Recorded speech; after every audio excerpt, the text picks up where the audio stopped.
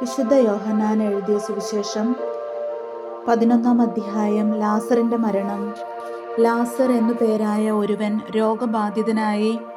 ഇവൻ മറിയത്തിൻ്റെയും അവളുടെ സഹോദരിയായ മർത്തായുടെയും ഗ്രാമമായ ബഥാനിയായിൽ നിന്നുള്ളവനായിരുന്നു. ഈ മറിയമാണ് സുഗന്ധതൈലം കൊണ്ട് കർത്താവിനെ പൂശുകയും തൻ്റെ തലമുടി കൊണ്ട് അവൻ്റെ പാദങ്ങൾ തുടയ്ക്കുകയും ചെയ്തത്. ഇവളുടെ സഹോദരൻ ലാസറാണ് രോഗബാധിതനായത്. കർത്താവെ, ഇത് അങ്ങ് സ്നേഹിക്കുന്നവൻ രോഗിയായിരിക്കുന്നു എന്ന് പറയാൻ ആ സഹോദരിമാർ അവൻ്റെ അടുക്കലേക്ക് ആളയച്ചു. അത് കേട്ടപ്പോൾ യേശു പറഞ്ഞു, ഈ രോഗം മരണത്തിൽ അവസാനിക്കാനുള്ളതല്ല, പ്രത്യുത ദൈവത്തിൻ്റെ മഹത്വത്തിനും അതുവഴി ദൈവപുത്രൻ മഹത്വം പ്രാപിക്കുന്നതിനും വേണ്ടിയുള്ളതാണ്. യേശു മർത്തായെയും അവളുടെ സഹോദരിയെയും ലാസറിനെയും സ്നേഹിച്ചിരുന്നു. എങ്കിലും അവൻ രോഗിയായി എന്ന് കേട്ടിട്ടും യേശു താൻ താമസിച്ചിരുന്ന സ്ഥലത്തു തന്നെ 2 ദിവസം കൂടി ചെലവഴിച്ചു. അനന്തരം അവൻ ശിഷ്യന്മാരോട് പറഞ്ഞു, നമുക്ക് വീണ്ടും യൂദയായിലേക്ക് പോകാം. ശിഷ്യന്മാർ ചോദിച്ചു, ഗുരു, യഹൂദർ ഇപ്പോൾ തന്നെ നിന്നെ കല്ലെറിയാൻ അന്വേഷിക്കുകയായിരുന്നല്ലോ, എന്നിട്ട് അങ്ങോട്ട് പോവുകയാണോ? യേശു പ്രതിവചിച്ചു, പകലിന് 12 മണിക്കൂറില്ലേ? പകൽ നടക്കുന്നവൻ കാൽ തട്ടി വീഴുന്നില്ല, ഈ ലോകത്തിൻ്റെ പ്രകാശം അവൻ കാണുന്നു. രാത്രി നടക്കുന്നവൻ തട്ടി വീഴുന്നു, കാരണം അവന് പ്രകാശമില്ല. അവൻ തുടർന്നു, നമ്മുടെ സ്നേഹിതനായ ലാസർ ഉറങ്ങുകയാണ്, അവനെ ഉണർത്താൻ ഞാൻ പോകുന്നു. ശിഷ്യന്മാർ പറഞ്ഞു, കർത്താവെ, ഉറങ്ങുകയാണെങ്കിൽ അവൻ സുഖം പ്രാപിക്കും. യേശു അവൻ്റെ മരണത്തെക്കുറിച്ചാണ് സംസാരിച്ചത്, എന്നാൽ നിദ്രയുടെ വിശ്രമത്തെക്കുറിച്ചാണ് അവൻ പറഞ്ഞതെന്ന് അവർ വിചാരിച്ചു. അപ്പോൾ യേശു വ്യക്തമായി അവരോട് പറഞ്ഞു, ലാസർ മരിച്ചുപോയി. നിങ്ങൾ വിശ്വസിക്കേണ്ടതിന് ഞാൻ അവിടെ ഇല്ലാഞ്ഞതിൽ നിങ്ങളെ പ്രതി ഞാൻ സന്തോഷിക്കുന്നു. നമുക്ക് അവൻ്റെ അടുത്തേക്ക് പോകാം. ദീദിമോസ് എന്ന തോമസ് അപ്പോൾ മറ്റു ശിഷ്യന്മാരോട് പറഞ്ഞു, അവനോടൊപ്പം മരിക്കാൻ നമുക്കും പോകാം. യേശു പുനരുദ്ധാനവും ജീവനും. ലാസർ സംസ്കരിക്കപ്പെട്ടിട്ട് 4 ദിവസമായെന്ന് യേശു അവിടെ എത്തിയപ്പോൾ അറിഞ്ഞു. ബഥാനിയ ജെറുസലേമിനടുത്ത് ഏകദേശം 15 സ്താദിയോൺ ദൂരത്തായിരുന്നു. അനേകം യഹൂദർ മർത്തായെയും മറിയത്തെയും അവരുടെ സഹോദരനെ പ്രതി ആശ്വസിപ്പിക്കാൻ വന്നിരുന്നു. യേശു വരുന്നുണ്ടെന്ന് കേട്ടപ്പോൾ മർത്ത ചെന്ന് അവനെ സ്വീകരിച്ചു. എന്നാൽ മറിയം വീട്ടിൽ തന്നെ ഇരുന്നു. മർത്ത യേശുവിനോട് പറഞ്ഞു, കർത്താവെ, നീ ഇവിടെ ഉണ്ടായിരുന്നെങ്കിൽ എൻ്റെ സഹോദരൻ മരിക്കുകയില്ലായിരുന്നു.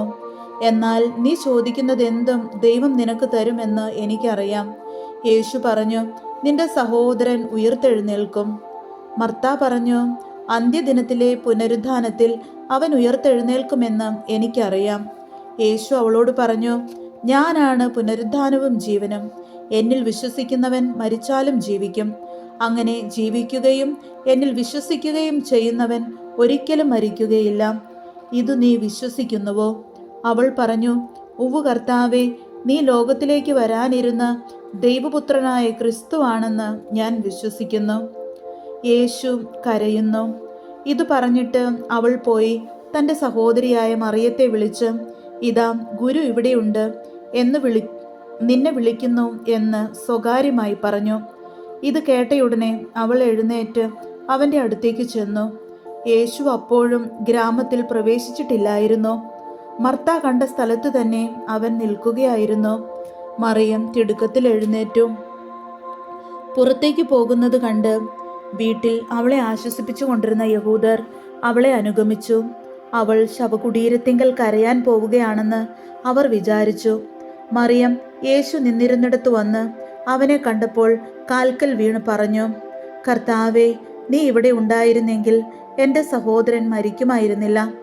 അവളും അവളോട് കൂടെ വന്ന യഹൂദരും കരയുന്നത് കണ്ടപ്പോൾ യേശു ആത്മാവിൽ നെടുവീർപ്പിട്ടുകൊണ്ട് അസ്വസ്ഥനായി ചോദിച്ചു, അവനെ അടക്കിയിരിക്കുന്നത് എവിടെയാണ്? അവർ അവനോട് പറഞ്ഞു, കർത്താവെ, വന്നു കാണുക. യേശു കണ്ണീർ പൊഴിച്ചു. അപ്പോൾ യഹൂദർ പറഞ്ഞു, നോക്കൂ, അവൻ എത്രമാത്രം അവനെ സ്നേഹിച്ചിരുന്നു. എന്നാൽ അവരിൽ ചിലർ പറഞ്ഞു, അന്ധൻ്റെ കണ്ണ് തുറന്ന ഈ മനുഷ്യന് ഇവനെ മരണത്തിൽ നിന്ന് രക്ഷിക്കാൻ കഴിയുമായിരുന്നില്ലേ? ലാസറിനെ ഉയർപ്പിക്കുന്നു. യേശു വീണ്ടും നെടുവീർപ്പിട്ട് ശവകുടീരത്തിങ്കിൽ വന്നു. അത് ഒരു ഗുഹയായിരുന്നു. അതിന്മേൽ ഒരു കല്ലും വെച്ചിരുന്നു. യേശു പറഞ്ഞു, ആ കല്ലെടുത്തു മാറ്റുവിൻ. മരിച്ചയാളുടെ സഹോദരിയായ മർത്ത പറഞ്ഞു, കർത്താവേ, ഇപ്പോൾ ദുർഗന്ധമുണ്ടായിരിക്കും. ഇത് 4-ാം ദിവസമാണ്. യേശു അവളോട് ചോദിച്ചു, വിശ്വസിച്ചാൽ നീ ദൈവമഹത്വം ദർശിക്കുമെന്ന് ഞാൻ നിന്നോട് പറഞ്ഞില്ലേ?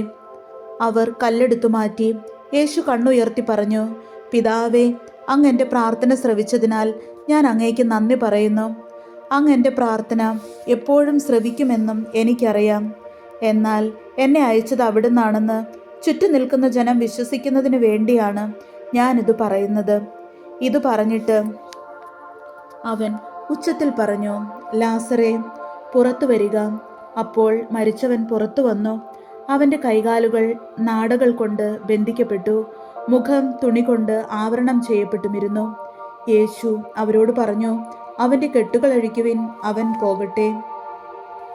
യേശുവിനെ വധിക്കാൻ ആലോചന. മറിയത്തിൻ്റെ അടുക്കൽ വന്നിരുന്ന യഹൂദരിൽ വളരെ പേർ അവൻ പ്രവർത്തിച്ചത് കണ്ട് അവനിൽ വിശ്വസിച്ചു. എന്നാൽ അവരിൽ ചിലർ ചെന്ന് യേശു പ്രവർത്തിച്ച കാര്യങ്ങൾ ഫരിസേയരോട് പറഞ്ഞു. അപ്പോൾ പുരോഹിത പ്രമുഖന്മാരും ഫരിസേയരും ആലോചനാ സംഘം വിളിച്ചുകൂട്ടി പറഞ്ഞു, നാം എന്താണ് ചെയ്യേണ്ടത്? ഈ മനുഷ്യൻ വളരെയധികം അടയാളങ്ങൾ പ്രവർത്തിക്കുന്നല്ലോ. അവനെ നാം ഇങ്ങനെ വിട്ടാൽ എല്ലാവരും അവനിൽ വിശ്വസിക്കും. അപ്പോൾ റോമാക്കാർ വന്ന് നമ്മുടെ വിശുദ്ധ സ്ഥലത്തെയും ജനത്തെയും നശിപ്പിക്കും.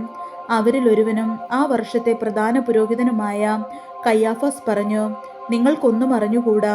ജനം മുഴുവൻ നശിക്കാതിരിക്കാനായി അവർക്ക് വേണ്ടി ഒരുവൻ മരിക്കുന്നത് യുക്തമാണെന്ന് നിങ്ങൾ മനസ്സിലാക്കുന്നുമില്ല.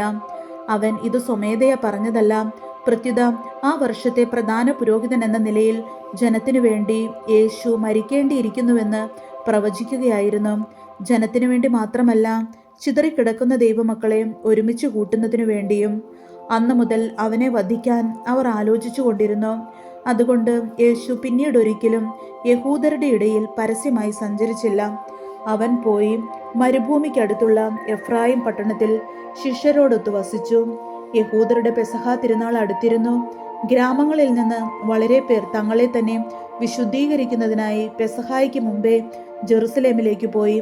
അവർ യേശുവിനെ അന്വേഷിച്ചുകൊണ്ട് ദേവാലയത്തിൽ വെച്ച് പരസ്പരം ചോദിച്ചു, നിങ്ങൾ എന്തു വിചാരിക്കുന്നു?